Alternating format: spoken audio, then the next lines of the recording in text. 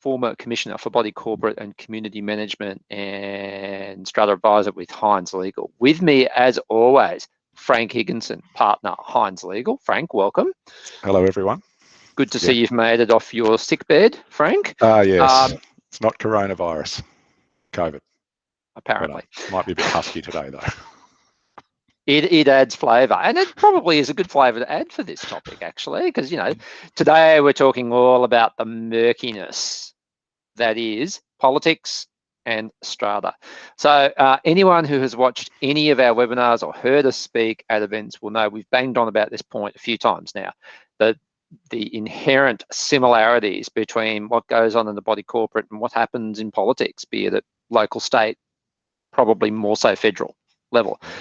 Today, we're actually going to tease it out, aren't we, Frank? We're going to make the distinction, we're going to make the similarities clear.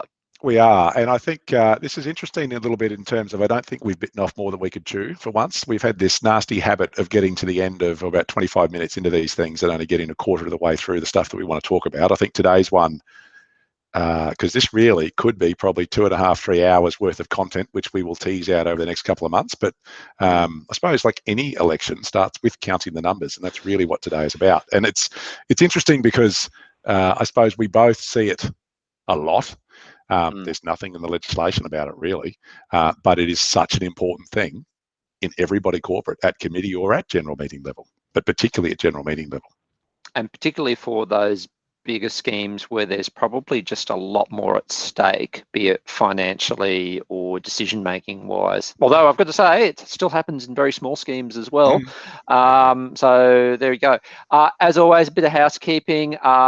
Feel free to chuck a few comments on the live chat or afterwards, and we'll try and get to those as soon as we can. Don't forget to like and share, please, and register for these. That's how you find out what's going on, and you get some content as well. It's June. Gosh, it's June already, Frank. And so we are into June webinar topics. If you subscribe to our newsletter, you would have got this week our June lineup of events. Make sure you do that. Let's rip into it, though. Today, as we said, and this is the first of a series, we reckon, on politics and strata. It's about counting the numbers. But first, Frank, why are politics and strata similar?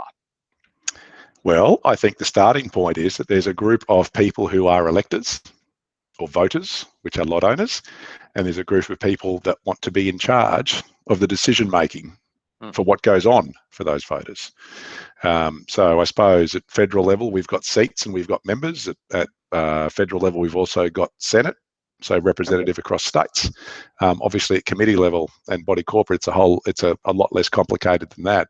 You've got 50 owners, you've got 7 spots on committee, and those 7 committee spots can influence to a very substantial degree what goes on in that body corporate. And it is extraordinary, I suppose, the trust people sometimes place in committee members. I say to clients all the time, particularly from a management rights perspective, is that if the committee supports what it is that you're trying to do, then I'm yet to see something defeated.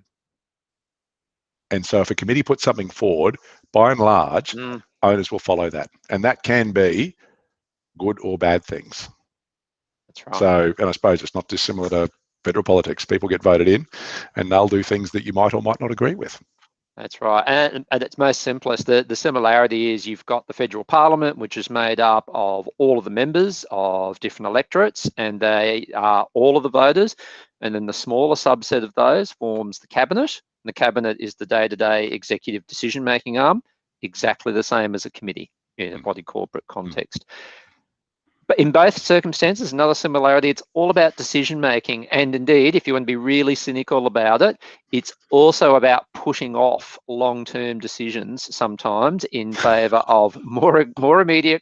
But it is, Frank, isn't it? Day in, day out. It is. Mate, it's a really interesting one. One of my golf mates is on a committee, and he's a lawyer by trade, and he's taken a really long-term view, which is a very unique thing. And I suppose maybe it's his upbringing in the sense of his training or whatever, but what's for the good of this building over the next 10 years? And he's trying to put in place plans. Frank. It is. And it's actually, it's only when you said that it made me think that most people live year by year. Yeah. They're not even living year by year in that context, in our experience. Yeah, what is going to be the best for this building in the long term? What do we need to do to make sure that this thing is going to retain its capital value? Now, he's in a high-rise tower, so is it about foyers, is it amenities, is it gardens and grounds and pool and all that sort of stuff? And also, committee regeneration. We're not all going to be here over the next 10 years, so who do we want in this building to start to be ready to step into these positions? And again, that's a rarity in the body corporate, and it's a rarity in politics, that one too. In both politics and strata, there's a jostling for power and control, and that's just the nature of the beast. It's fair to say that both in politics and in strata, they are strongly charismatic personalities, and I use that term loosely, who inspire both popularity and derision. How many times, Frank, have we heard from clients about a dominant chairperson or a secretary who always has to have their own way, or a treasurer who keeps all of the account details very tightly to them? Personality-driven stuff. Politics is all personality-driven when you get down to it, isn't it? Yep. Absolutely. And it's interesting, that one, I suppose, it's sort of, I'd say with most committees, you don't have 7 people, Joss. And this is the same. I suppose you go back to Kevin Rudd, I suppose, is the example. What was it, the kitchen cabinet? Him, Julia Gillard, Lindsay Tanner and Wayne Swan were the 4 people that made every decision that flowed out from there, and everyone else towed the line. So despite a cabinet of 20 people and who knows how many people in power, those 4 ran it. And committees are really the same, except normally it's only 1 maybe or 2, and the other 4 or 5 committee members will just roll along. Happy to put their hands up, but don't want to be involved in decision making. Another similarity is that both in politics and strata, there's pretty strict legislation that governs how things are supposed to work, but the reality is it doesn't always work out in practice. We know that from many examples. And most of all, in both circumstances, both are subject to the whims of the voters. Voters can turf them out and can vote them in. And our topic for today, I guess, both are about cold, hard numbers, aren't they, Frank? You can talk about motions, policies, and individuals, but they don't win the numbers. They don't win the day unless they have the numbers. That's a cold, hard fact. Yep, absolutely. And I think probably a couple of key differences is that unlike our political parties who are appointed, well, in Queensland now, they're appointed for a fixed 4-year term.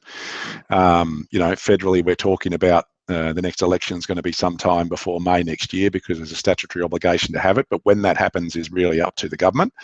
But if governments are voted in, they're voted in. There's no recall rights like you might have in California, I think, where Arnie got up and all that sort of stuff. But committees are different in terms of they're definitely elected until the next AGM. But if they're removed by ordinary resolution throughout the course of the year, then they're gone. So there is the ability to bullet people. Sure is. And the other big difference, and this is one of the things that I suppose everyone in strata talks about a lot, is apathy. So while at every level of government in Australia, we've got compulsory voting, you get fined if you don't vote. At body corporate level, it is completely voluntary. You don't have to vote, and there's no obligation to vote. You want to participate, great. If you don't, you don't. So that's where in body corporate, and I suppose, again, one of the differences is you might know in the seat of Nunda, for example, where Chris, not called Nunda, what is it? Lingari? Nudgee. The seat of Nudgee, there might be 25,000 voters. You know you're going to get 24,000 people vote and 1,000 people not bother. So you know they're the numbers you need. You might need 12,000 votes. In body corporate, you might have 100 lots, but in theory, only 10 of the people might vote. That's right. And so that's another big difference. That's a huge difference. It's part of what we're talking about today, I guess. Really good points there, Frank, about the differences. Those are key differences. I know that when I was commissioner, I talked a lot about numbers, and I know that some people didn't appreciate that kind of discussion, but I think it's important to be realistic about what you're dealing with here. This is not a tea party on the common property driveway where everyone's getting along. This is about money and decisions and works and maintenance and people contracts. Getting their own way. I want my way. All right. So you have a choice. You either take the noble high road and say, well, I don't need to get my way, so I'm not going to engage in this down and dirty politicking. Most people don't think that way, though, Frank. So the other applies. Time to get ruthless. We always start when we have this discussion that there's always in strata world a threshold.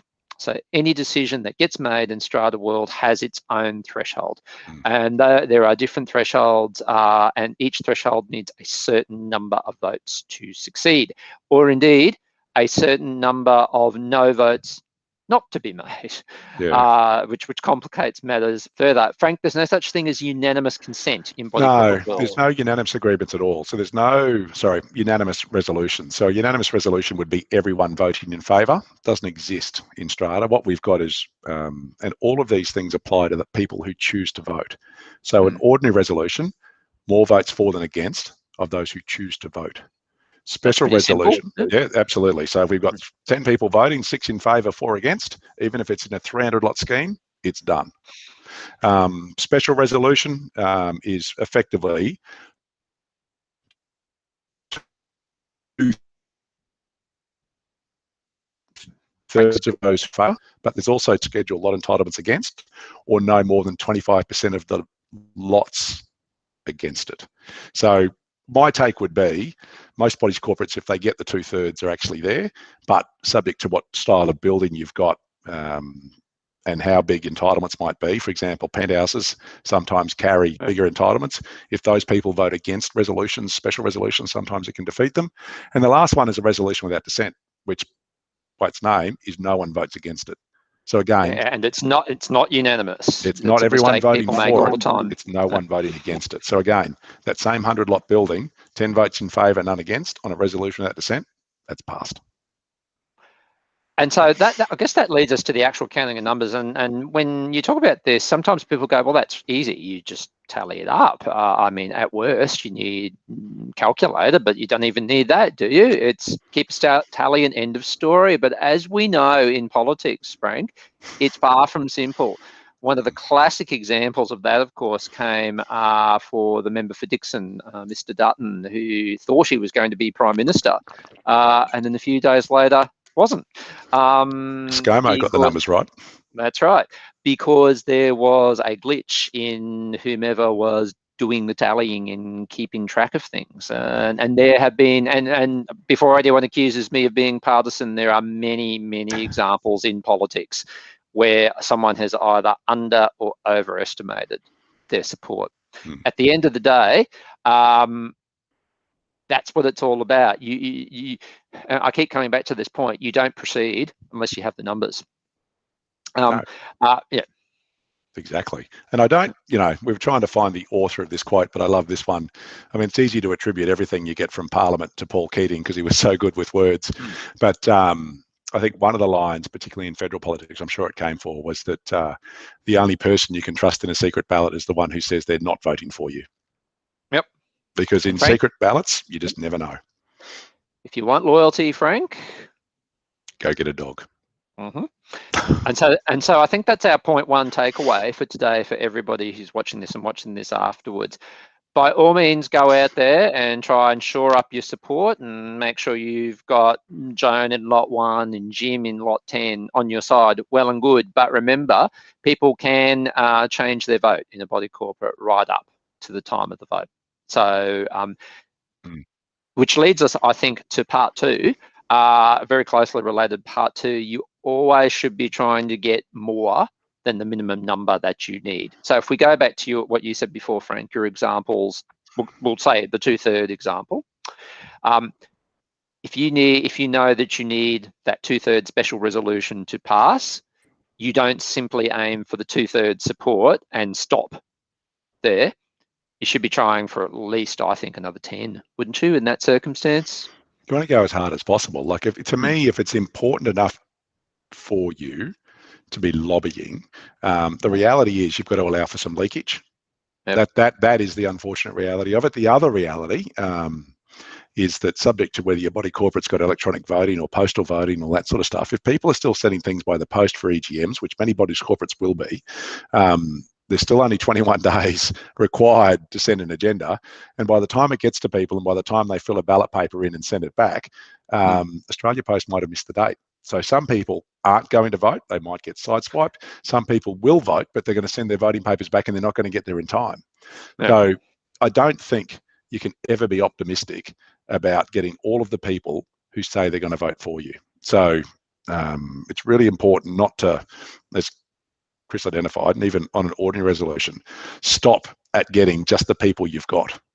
You've got to go for more. And the other thing that people forget quite a lot is that you can actually vote in favour of your own motion. We get this all the time where, so at committee level, voting's very simple. There's no special resolutions, that sort of stuff. It's simply a majority. So if you've got a committee of 7, 4-3 means you win.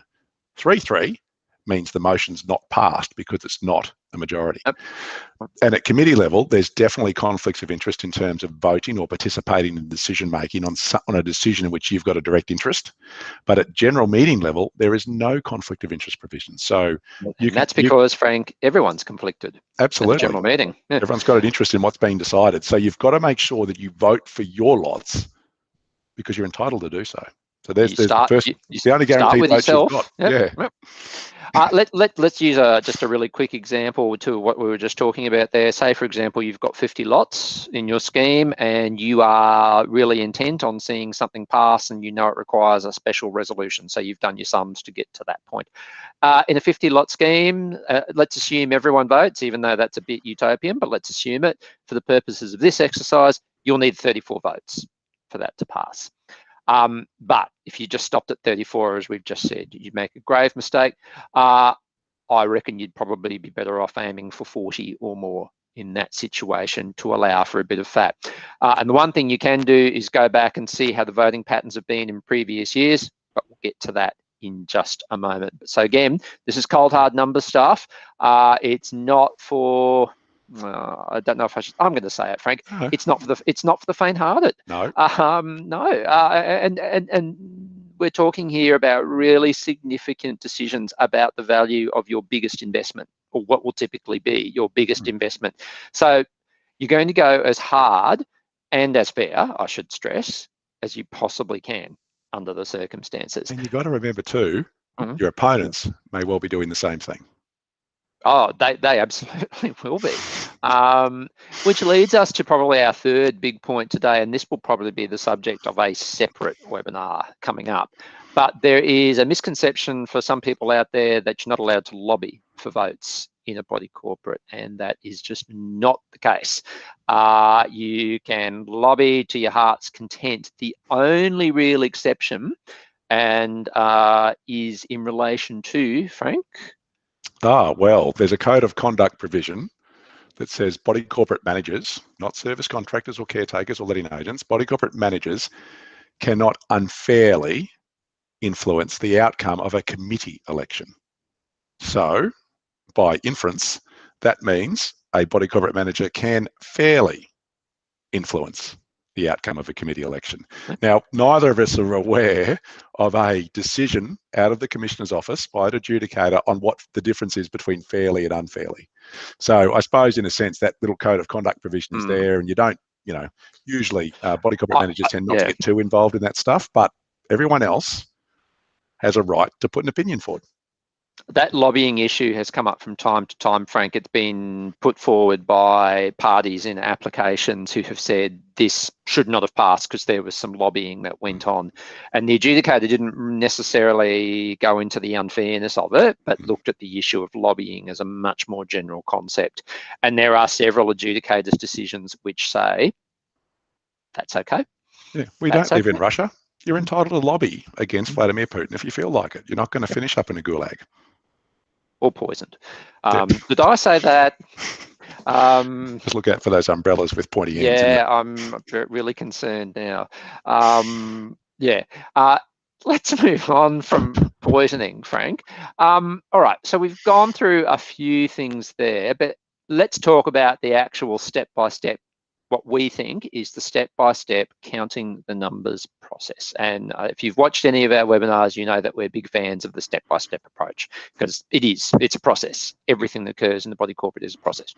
So Frank, step one, the basics, establish the numbers you need. So the resolution type, know the type of resolution you've got, know the numbers that are going to be required to pass it, and make sure you've actually got those. And I suppose this comes back to people when they put in, so I suppose if this is a particularly important issue for you with your resolution, it's really incumbent on you, if you're putting something to the committee, or to the body corporate in general meeting to understand the type of resolution which is required to pass it. So, and even you come back to the difference between maintenance and improvement. Yep. We might maintain, might be ordinary resolution. Improving something might be a special resolution. So you've got to characterise your request and understand, because if you've got something with a special resolution, obviously that's a far higher threshold to meet. Ordinary resolution is a far easier one. So whatever you're going to do, you want to try to characterise your proposal to be the easiest way to get there. And it's incumbent on you to do that, not to just throw a motion and hope the body corporate gets it right. Because again, if from a lot owner perspective, you're putting something up and the committee's not necessarily in favour of it, they may well stick the wrong resolution type on it by mistake. Yep, don't rely upon somebody else. Take the responsibility yourself. Yep. Step 2, in order to go forward, you actually need to go back a little bit. And this is what we were talking about just a little bit before. If you want to get a sense for who's going to vote and what you need to do to get the numbers, be it for a motion or for election, you might have to go back to past AGMs and see how many people are actually showing up or lodging papers and actually voting. So taking our example before, if you've got 50 lots in your building, over the past 2 to 3 AGMs, maybe only 10 people are showing up, and maybe they're only the same 10 people every time. So on the assumption that there hasn't been a lot of change of ownership since the last AGM, maybe you can start forming some relatively stable assumptions about just how many votes you are likely to need and how many people are likely to actually vote. So that's go backwards in time in order to establish what you need. And the extension to that is, if all of those 10 voters are against what it is that you're proposing, you know you've got to go and find at least 11 who haven't normally voted to support you, because otherwise you're going to go down in flames. And that's where our persuasion webinar is going to be really important. Step 3, and probably most important in this process, I reckon, Frank, get an up-to-date copy of the roll. Yep. But Chris, Privacy Act applies to that, doesn't it? No, it does not, Frank. No. No. So there's no such thing as privacy considerations when it comes to the body corporate roll. So if you're an owner, you're entitled to a copy of it. If there are email addresses on that roll, you are entitled to use them. Get a copy of the roll and do your assessment of the voters. Who's who in this zoo? What message appeals to investor owners as opposed to owner occupiers? I can assure you the messages are very different depending upon the building in question. Who is engaged and who isn't? And maybe, if I wanted to be provocative, Frank, who's a troublemaker and who's not? Who's open to listening and who's not? A really important one, who's friendly and who will never in a million years be open to you or to your interests. It happens all the time, doesn't it? Yep, absolutely. Maybe even color-coded. Red, red, green, orange. And the orange are that, so you know, in that sense, greens are guaranteed, you'd like to think. Reds are absolutely not. And then the battle is making sure that the oranges turn green rather than red. And they, Frank, are the swinging voters, aren't they? The 40% of people that decide every single election we've got. That's right. The ones who decide as soon as they get into the little booth with their little pencil. And again, that's it in all seriousness. So you've got that far. Step 4 then is based upon the work that you've done in the preceding 3 steps, we reckon, because in this step, you probably will get to the number that you need. You might know that you need 20 yes votes, for example, but only 5 no, or you can't afford to have more than 5 no votes, for example.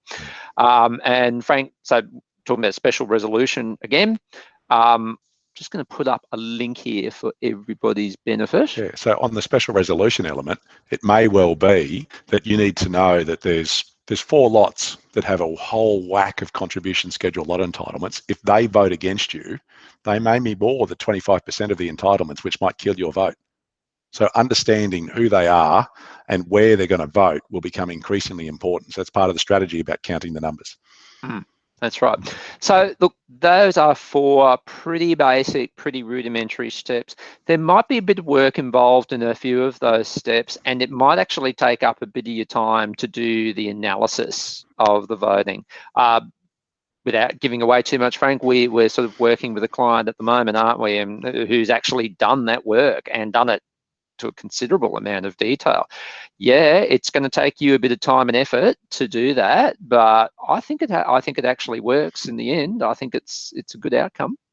And if you're not sure where to find the lot, I mean, the body corporate roll obviously has owners, lot number, name, contact details, etc. The entitlements, I don't know what the body corporate software systems have, but if you're not sure about the entitlements, a copy of your community management statement in Schedule B will have those, or Schedule A. Schedule A, actually, there you go, is the entitlement. So lot 1, contribution schedule of X, interest schedule of Y. So that's where you find that detail. Probably, Frank, we missed out on a step 5 here. It's not really a step, but more so an important point. And again, this is where politics really comes into it. Sometimes things don't work at the first attempt. How often have we seen this in politics? What happens in federal politics? Somebody throws their hat in the ring to be leader. They get shot down in the party room. They scurry off to the backbench to plot and scheme their way back. Might take a couple of years. It might take far less than a couple of years in some cases. But in fact, I think it's probably more the case that it actually doesn't work on the first attempt, does it? No, well, a lot of those leadership coups, absolutely. And we've had clients go back 2 or 3 times, sometimes, to get what they want. And it is a process, as much as it can be demoralising in terms of talking to people, but it's really interesting. Because even though you might count the numbers, you don't actually know until the day. And I mean, we had one motion years ago, and I tell this story a bit, so I don't think I've used it one of these webinars yet, where we had to go and requisition a general meeting. So at that stage, we got 25% of lot owners to sign on to support what was going up to a general meeting by secret ballot, which means the body corporate had to call it. So called it, and we lost by such a margin that people that had signed that requisition to support us openly had clearly voted against us. It was extraordinary. So I said to the client, mate, you're in a bad spot here because people are lying to your face. So that's what can happen. Yep. And I think that's a really good point, Frank. Sometimes you might have to take a really unpleasant mouthful of medicine from this process, but it's better that you know that, isn't it? Because once you run them, you know the numbers, and you can see who voted, because you're might not see which way they voted, but you can see who voted, so you can sometimes work backwards to figure out these were definite yeses, these are definite nos. I'm not sure where these people were. So it gives you a run at it. Next time round, you got a far better idea. And so, I suppose what we're saying there, resilience is everything in this process. If it works for you first time around, hurrah, happy days. Chances are it may not though, and it's up. Try not to get discouraged. It might be a bit of a process, particularly if you are a relatively unknown prospect coming into a scheme, I would suggest. A couple of questions have come through. Thanks, everyone. Mr. SMB, I know you're a bit of a regular. Thank you. What's the point of abstain option on a voting paper? That's an excellent question. I completely agree with it. It's pointless. I mean, abstention, you might as well just not vote. And actually, I suppose in terms of a ballot paper, you've got 7 motions on it. You vote yes to 6 of them and you leave 1 blank. In effect, that's abstaining by not putting your vote on it. But it's pointless. But it's there. Agreed. Lucy, thanks for tuning in. Lobbying is allowed, but when the motion raised got lost, a member blamed the person who voted against. Is it allowed? Well, yes. It is so I've put up a motion, it fails, I then turn around and say to Frank, it's your fault, Frank, because you didn't support me enough and you didn't vote yes and you didn't help me with all of my lobbying. That's fine. What I would say is that it's how you say it, which is both from a personal point of view and a legal point of view. From a personal point of view, you're in the business of maintaining and establishing relationships, so blaming people is unlikely to get you much support from people. From a legal point of view, if you go and start hurling around curse words and other statements at someone, Frank, you can get yourself in a lot of trouble doing that, can't you? And for me, it's a question, do you want to burn the bridge? Because those sort of accusations burn the bridge. So there you go. There's another person that's going to be red on every resolution you put up for the entire time they own in that building. Just one vote against. So, and that's... sometimes there's distasteful things that you must eat to get your way, and being nice to someone you don't like might be one of those things in a body corporate context, as unfortunate as that might be. Absolutely. Here's a bit of trivia for you, Mr. SMB. After your question about abstaining, I went and checked. The word abstain does not appear in the Act whatsoever. So there you go. Unless my search option doesn't. There is something I have learned today. I did not know that. There you go. We might look into that for another webinar, Frank. Yeah. But look, we've reached the end today. So as I say, first in the series, I think we're probably, our part 2 on this one is going to be the gentle art of persuasion, Frank, or the ungentle art in some cases. But basically lobbying to get what you want, what do we reckon the best ways of doing that are. So stay tuned for that one. And that is definitely more an art than a science. Absolutely. Absolutely. I've seen plenty of instances where it should absolutely not have happened and does not work whatsoever. Next week, though, a topic near and dear to my heart, we're going to go over some orders from my former office made by adjudicators. We're going to have a glance at them, Frank, and then we're going to talk about maybe how it could have happened differently. Critiquing them. So what could have happened? What should this person have done? What could they have done? Why did these people lose? It's a good point, that one. Don't forget to register for that one. That's how you find out about all of these things. We've had some really great engagement and response today, everybody, and that's really great because this is a bit of a novel topic, but to me, that suggests that it's something that people really are interested in. So, and it's something that Frank and I actually have we like this topic. We quite enjoy it. Not that we don't like other topics, but we particularly like this one. So we look forward to part 2. Thanks, everyone. Frank, thank you as always. See you, everyone. Thanks for joining us. See you next week, everyone.